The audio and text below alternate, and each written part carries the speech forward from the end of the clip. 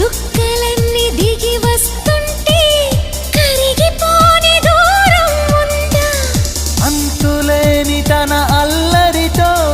అలుపులేని తన అలజడితో కెరటం ఎగిరి పడుతూ ఉంటే